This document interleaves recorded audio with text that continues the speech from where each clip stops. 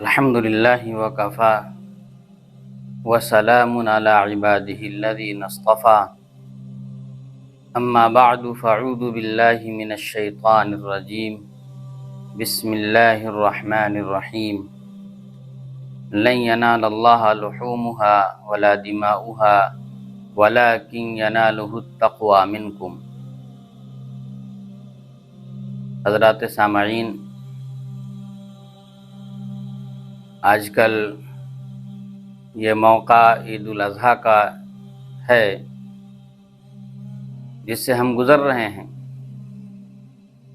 تو آج ہماری حاضری فکر و نظر کے دفتر میں ہوئی ہے اور یہاں کے ذمہ داروں نے مجھ سے یہ کہا ہے کہ مختصر سی ایک گفتگو قربانی سے متعلق ہو جائے، اور اس میں انہوں نے عنوان کی نشاندہی بھی کی ہے۔ تو پہلی بات جو ان کی طرف سے پوچھی گئی ہے وہ یہ ہے کہ قربانی کے جانور کون کون سے ہیں۔ تو اس سلسلے میں جو نتیجے کے طور پر بات کہی جا سکتی ہے، خلاصے کے طور پر بات کہی جا سکتی ہے، یا یوں کہیے کہ مختصر لفظوں میں جو مکمل بات کہی جا سکتی ہے وہ یہ کہ قربانی کے جانور وہ ہیں جو پالتو ہیں، گھریلو ہیں۔ وحشی اور جنگلی جانوروں کی قربانی نہیں ہو سکتی۔ فقہا نے یہاں تک صراحت کی ہے کہ اگر کسی شخص نے کسی وحشی جانور کو، جنگلی جانور کو پال لیا ہو، پھر بھی اس جانور کی قربانی نہیں ہو سکتی، اس لیے کہ اس کا پالتو ہونا، گھریلو ہونا ضروری ہے۔ اس میں جیسے بھیڑ ہے، بکری ہے، بکرا ہے، دمبا ہے، میڈھا ہے، اور پھر اس سے اوپر گائے ہے، بھینس ہے، اور بھی اس سے اوپر آئیے تو اونٹ ہے، مذکر اور مؤنث دونوں۔ تو یہ سارے جانور قربانی کے ہیں۔ اس کے علاوہ جو جنگلی جانور ہیں، جیسے جو یوں تو معقول اللحم کہلاتے ہیں، یعنی ہم اس کا گوشت کھا سکتے ہیں، اس کا کھانا حلال ہے، جیسے ہرن ہے، نیل گائے ہے، اور بھی دیگر جانور ہیں جو جنگلی ہیں لیکن اس کا گوشت کھانا ہمارے لیے اللہ نے جائز رکھا ہے، تو ان جانوروں کی قربانی ہم نہیں کر سکتے، اس لیے کہ وہ جنگلی ہیں، وحشی ہیں، گھریلو اور پالتو نہیں ہیں۔ دوسری بات یہ ہے کہ ان جانوروں کی عمریں کیا ہیں۔ تو اس حوالے سے جب ہم فقہ اسلامی میں دیکھتے ہیں تو یہ بات صاف ہو جاتی ہے کہ بکری اور بکرا، ایسے ہی دمبا اور بھیڑ وغیرہ کی جو عمریں ہیں وہ 1 سال کا مکمل ہونا ہے، یعنی 1 سال مکمل کر کے دوسرے سال میں یہ داخل ہو جائیں تو اس کی قربانی کر سکتے ہیں، اس کی قربانی کرنا جائز ہے۔ بعض جانور ایسے ہوتے ہیں، جیسے بھیڑ کے بارے میں، دمبا کے بارے میں کہا جاتا ہے کہ اگر وہ 6 مہینے کا بھی ہو، 7 مہینے کا بھی ہو، لیکن دیکھنے میں فربا ہو، تندرست ہو، اور لگتا ہو کہ سال بھر کا ہو گیا ہے، تو اس کی بھی قربانی کر سکتے ہیں۔ اس کے علاوہ سیکنڈ اسٹیپ پر، دوسرے نمبر پر، وہ جانور ہیں جو درمیانی ہیں، جیسے گائے ہے، بھینس ہے۔ ان جانوروں کی جو عمریں ضروری ہیں قربانی کے لیے وہ یہ ہیں کہ یہ 2 سال مکمل کر کے تیسرے سال میں داخل ہو جائیں۔ اگر 2 سال سے کم کی گائے ہو، 2 سال سے کم کی بھینس ہو تو پھر اس کی قربانی نہیں کر سکتے۔ ایسے ہی اب آخری نمبر پر جو سب سے بڑے جانور ہیں قربانی کے سلسلے میں وہ اونٹ ہیں اور اونٹنی ہے۔ اس کی عمر جو فقہاء اکرام نے متعین کی ہیں، شریعت نے ہماری رہنمائی کی ہے، وہ یہ ہے کہ ان کی عمر کم از کم 5 سال ہونی چاہیے۔ 5 سال کی اگر اونٹنی ہے، 5 سال کا اگر اونٹ ہے تو اس کی قربانی درست ہے۔ تو یہ ہو گئیں قربانی کے جانوروں کی عمریں۔ اس سلسلے میں ایک بات بڑی اہم ہے، عام طور سے لوگ جب جانور خریدتے ہیں تو اس کی عمروں کو پرکھنے کے لیے اور اس کو جانچنے کے لیے جانوروں کے دانت دیکھتے ہیں۔ تو دانت کیوں دیکھتے ہیں اور کیا دانت کا آنا ضروری ہے، اس سلسلے میں میں چاہتا ہوں کہ یہ بات واضح ہو جائے۔ تو صحیح بات یہی ہے کہ دانت کا یعنی دودھ کے دانت کا جھڑ کر اصلی دانت کا آنا کوئی ضروری نہیں ہے، وہ ایک علامت ہے۔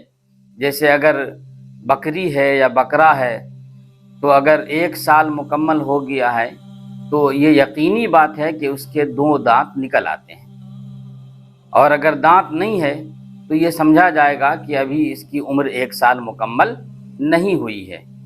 ایسے ہی گائے بھینس ہے، اگر اس کے 2 سال ہو گئے ہیں تو دانت نکلتے ہیں۔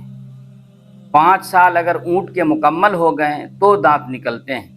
تو یہ دانت نکلنا ایک علامت کے طور پر دیکھا گیا ہے کہ جن جانوروں کے دانت نکل آئے ہیں، اس بات کی علامت ہے دانت کا نکل جانا کہ ان کی عمر جو ہے سال بھر یا 2 سال یا 5 سال ہو چکی ہے۔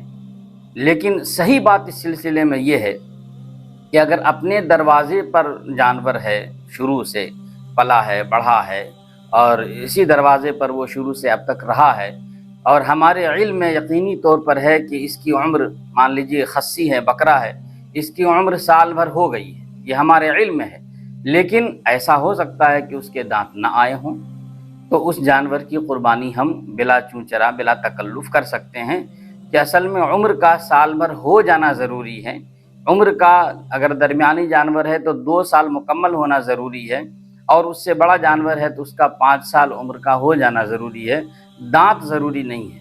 تو اگر اپنے دروازے کا جانور ہے اور ہماری نگاہوں کے سامنے پلا ہے، بڑھا ہے، اور سال بھر اس کی عمر ہو چکی ہے، گرچہ دانت نہ آئے ہوں، اس کی قربانی بے تکلف کی جا سکتی ہے۔ یہ تو عمروں کے سلسلے میں وضاحت ہوئی۔ اب جو تیسری بات ہے وہ یہ ہے کہ قربانی میں شرکت کے کیا مسائل ہیں۔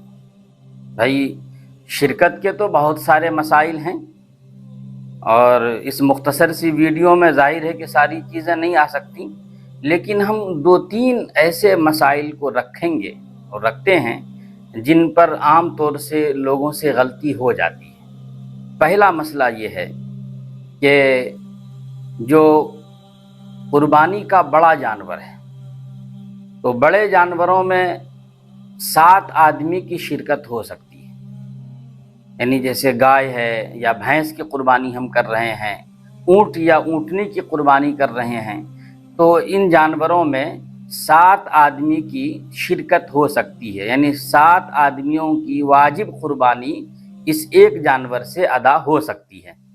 عام طور سے یہ سمجھ لیا گیا ہے کہ 7 آدمی سے کم نہیں ہو سکتے ہیں۔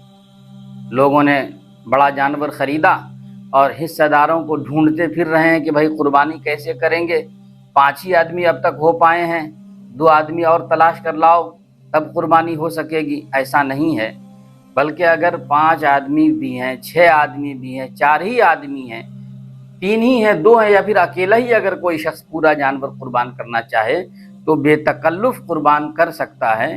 اور اگر 5 آدمی مل کر، 4 آدمی مل کر قربانی کر رہے ہیں تو وہ بھی کر سکتے ہیں۔ 7 آدمی تو وہ ایک آخری عدد بتلائی گئی ہے کہ 7 سے زائد لوگ اس میں شریک نہیں ہو سکتے ہیں، وہ آخری تعداد ہے۔ البتہ اس کا یہ مطلب نہیں ہے کہ 7 سے کم لوگ اس میں شریک نہیں ہو سکتے ہیں، 7 سے کم لوگ بھی شریک ہو سکتے ہیں اور بے تکلف اس کی قربانی کر سکتے ہیں۔ البتہ گوشت کی تقسیم کا جو مسئلہ ہے وہ بعین ہی وہی رہے گا کہ جیسے 7 آدمی شریک ہیں تو برابر برابر 7 حصے لگتے ہیں، تو ایسے ہی اگر 5 آدمی بھی شریک ہیں، 4 آدمی بھی شریک ہیں، 6 آدمی ہیں شریک، تو اس وقت بھی گوشت سب کے درمیان برابر برابر تقسیم کیے جائیں گے۔ ایک بات تو یہ ہے۔ دوسری بات یہ ہے کہ تقسیم گوشت کا مسئلہ بھی بڑا اہم ہے۔ جب ہم کئی لوگ ایک جانور میں شریک ہوتے ہیں تو جانور کے ہر جزو کے اندر، یعنی بنے ہوئے گوشت ہی کو اگر دیکھیے تو ہر بوٹی کے اندر ہر آدمی شریک ہے۔ چنانچہ یہ بات یہیں سے متشرع ہوتی ہے کہ قربانی کے گوشت کو بالکل برابر تقسیم کرنا نہایت ہی ضروری ہے۔ اگر شرکا کے درمیان قربانی کے گوشت کے حصوں میں معمولی کمی زیادتی بھی ہو گئی تو سود کا تحقق ہو جائے گا اور اس کی وجہ سے قربانی خطرے میں پڑ سکتی ہے، قربانی خطرے میں پڑ سکتی ہے۔ اس لیے ضرورت اس بات کی ہے کہ یہ بہت ہی نازک مسئلہ ہے اور اس پر توجہ دی جائے کہ قربانی کا گوشت اگر ہم شرکت کے ساتھ کر رہے ہیں، بڑے جانور میں کر رہے ہیں، تو برابر برابر تقسیم کیا جانا چاہیے۔ دو بات۔ تیسری بات یہ ہے کہ ہم نے بہت سے مسلم معاشروں میں دیکھا ہے کہ لوگ قصائی کو بلاتے ہیں، جانور بنوا لیتے ہیں، ذبح کروا لیتے ہیں اور بوٹیاں بنوا لیتے ہیں، سارا کام کروا لیتے ہیں اور اجرت کے طور پر تھوڑا سا گوشت دے دیتے ہیں۔ یہ بات نہایت ہی غلط ہے۔ اس کی اجرت آپ اپنی جیب سے ادا کریں۔ قربانی کے جانور کے جسم کا کوئی عضو اجرت میں نہیں دیا جا سکتا۔ جتنا گوشت آپ نے قصائی کو اجرت میں دیا ہے، اتنا گوشت آپ خرید کر صدقہ کریں، وہ واجب ہے آپ کے ذمے، اور اگر آپ نے صدقہ نہیں کیا تو آپ کی قربانی ناقص رہ گئی، قربانی آپ کی نہیں ہوئی، اور اس جانور میں جتنے لوگ شریک ہیں سب کی قربانی نہیں۔ تو بہت نازک مسئلہ ہے۔ ایسے ہی ایک مسئلہ اور بھی یہ آتا ہے، بلکہ یہ تو بڑے جانور اور چھوٹے جانور ہر ایک میں یہ بات دیکھی جانی چاہیے کہ ایک آدمی وہ ہے جو صاحب نصاب ہے، جس پر قربانی واجب ہے، اور دوسرا ایک وہ آدمی ہے جس پر قربانی واجب نہیں ہے۔ تو صاحب نصاب کو تو قربانی دینی ہی دینی ہے، ان کو جانور خریدنا ہی ہے۔ اگر کوئی ایسا اتفاق پیش آ جائے اور اس کو قربانی کے جانور کے تبدیل کرنے کی ضرورت پڑ جائے تو صاحب نصاب کو یہ اختیار ہے کہ وہ اپنی قربانی کا جانور تبدیل کر سکتے ہیں۔ لیکن ایک وہ آدمی ہے جس پر قربانی واجب نہیں تھی، لیکن اس نے قربانی کی منت مان لی یا یہ طے کر لیا کہ اس بار ہم کو قربانی کرنی ہے اور جانور خرید لیا، تو ایسا آدمی جس پر قربانی واجب نہ ہو اور وہ شخص قربانی کی نیت سے جانور خرید لے تو وہ جانور متعین ہو جاتا ہے، یعنی اب اس شخص کو اس جانور کے تبدیل کرنے کی اجازت نہیں ہے، اسی جانور کی قربانی کرنی ہوگی۔ یہ ایک مسئلہ ہے۔